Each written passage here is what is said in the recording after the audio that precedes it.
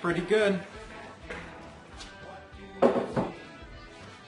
I just finished replacing one of the strings on one of my acoustics, and I use this device here.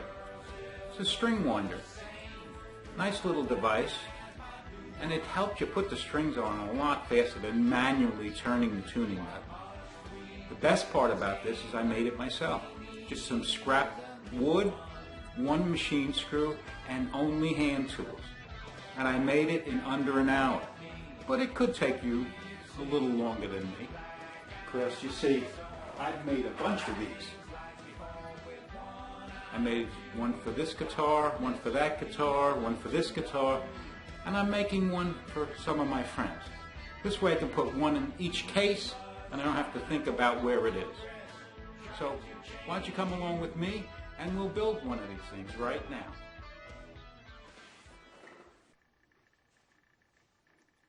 The materials we need for this project are just a scrap piece of 3/4 inch thick wood. This is way bigger than I need, but I had it around. And a number 8 by 32 machine screw, maybe around 3/4 inches long. If you don't have this, you can use another screw. Now the tools we'll need, first of all we need a pencil. We need a saw with a fine blade. I have a pull saw like this, does very well. But if you don't have that, you could of course use just a hacksaw, just a regular hacksaw. Then we need either a chisel, 1/4 inch wide chisel, or if you don't have that, just a thin file will do just nicely. You also need some sort of a clamp. I have this old parallel jaw clamp, but any type of clamp will do. And we'll need a file or a rasp and some sandpaper. And you need something to measure with. I have a measuring device here, but you can use just a ruler. That will work fine. And we need some wood glue. You need a drill and 2 drill bits, a 3/32 drill bit and a 3/16 inch drill bit. And that's it. So let's get started.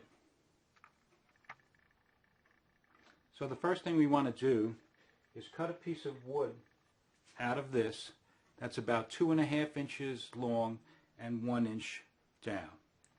Sort of like that.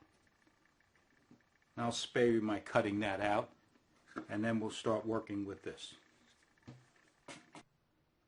Next thing you have to do is measure how big this is, how long it is, and how wide it is.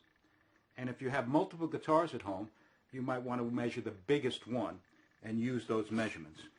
Here, this measurement is about 7/8 of an inch, and this measurement is a little bigger than 1/4 of an inch.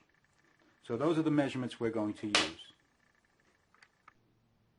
So now I'm going to lay this out. I'm going to draw a line here that's about 1/4 of an inch down. Since it's not really hard, critical, I'm just going to do it with my hand like this. And then I'm going to measure back from the other end the width of that machine nut.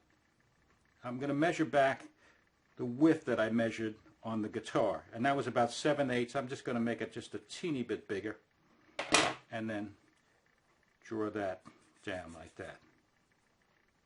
Now what we have to do is cut out these 2 pieces. And to do that, I'm going to use my parallel jaw clamp as a vise, and I'm going to take my saw and I'm going to cut this out.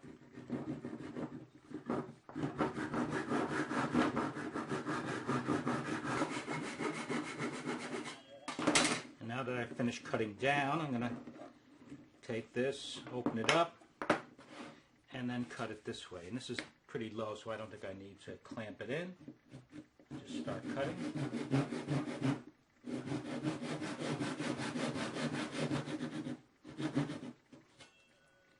Okay, there we go. And that's the basic shape that we need. Now that I've cleaned up the workplace, you see here's the final form that we have. We have to make one more major cut, and that's, we have to put a channel in here that's the width of that we measured on the guitar, and that was a little over 1/4 of an inch. So I'm going to try to center that and make it just a little more than 1/4 of an inch. So I'll put it about there and draw some lines. Oops, there we go. Now I'm going to use the parallel jaw clamps again to hold this while I cut this out. So here we go.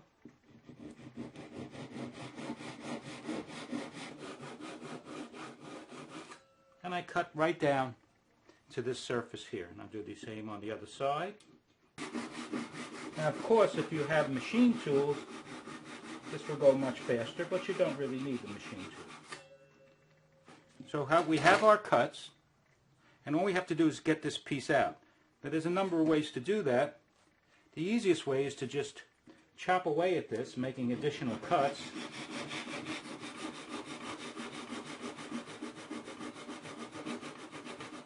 Okay, I think that's about ready to pop out. There we go. That popped out. Pop this one out.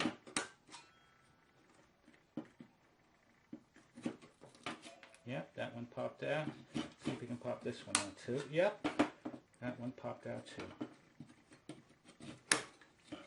Okay, now we have a little debris left in the bottom, so we can either use our file or a chisel to get that debris out of there. And for our purposes, that looks good enough to me. Okay, so now we have, this is where we're going to put it on the guitar. We're going to make a little handle so that we can rotate it, but it could possibly slide off. So what we need to do is close these two ends in. Now in the interim, I've cleaned that up a little bit more, and I've also cut a strip of wood from my base piece here. That's about 1/8 of an inch thick. Doesn't really matter if it's 1/8 of an inch thick or 1/4 of an inch thick, but you want to make it fairly thin. So what I'm going to do, I'm going to put it on the piece of wood, and I'm going to mark one end.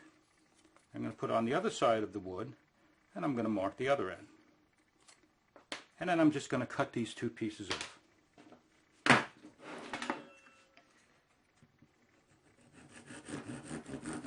Whoops, wrong side. There we go, that's one. And don't worry about the little scragglies there, because we're going to sand that down later.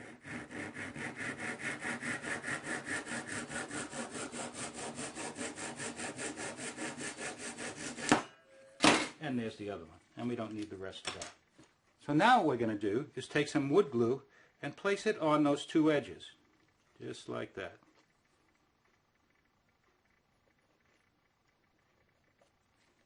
Okay, we just spread it out a little bit. You can spread it out with anything you want. I tend just to use my finger because it's always with me and it works pretty good. So now we take this piece and put it on this side like that. We take this piece and put it on this side just like that. Okay, and now we have to make sure that this is going to stick nice and tight, so we're going to use our clamp again. Make that nice and tight. Get any excess glue off. And we're going to let that sit for about a half an hour to an hour so that the glue is fully dried and those pieces are nice on there. Now while we're doing that, what we're going to need to do is take another piece of wood that's 3/4 inches square, and we're going to cut a 3/4 inch piece out of it, and that's going to make our handle. So since this is 3/4 inch thick wide also, I'll put that there. I'm going to mark this, and while that's drying, I'll do this. Okay, and that's going to serve as our handle. Now we take that 3/4 inch square piece that we had before, and we're going to draw our lines crisscross on the corners, and that will find the center for us.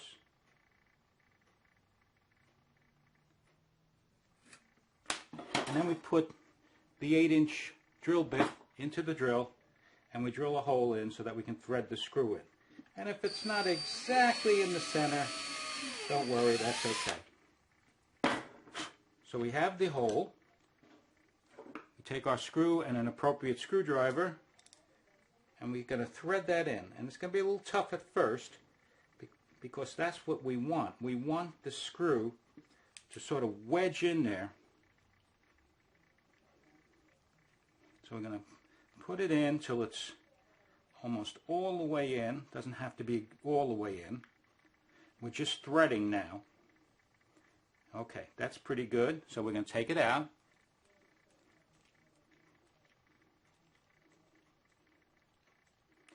And now we're going to drill an appropriate hole in the actual device.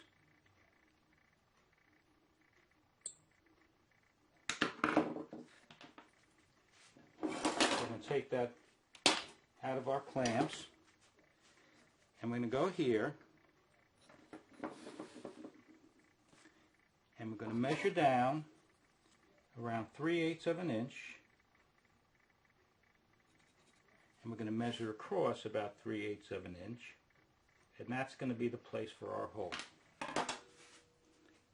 I'm going to switch out the drill bit to the 3/16 inch drill bit, and I'm going to drill the hole all the way through. So I've taken that square, 3/4 inch square piece, and I've rounded the edges, everything but the bottom. And now we're going to push this through. Now notice this hole is bigger than this hole because we want this one to be able to go right through without any resistance. Now we're going to screw this on. And we're not going to make it so tight that it can't turn, but we're going to make it fairly snug.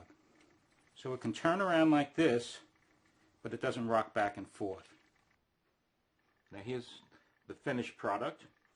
I've sanded everything down. I've attached the handle.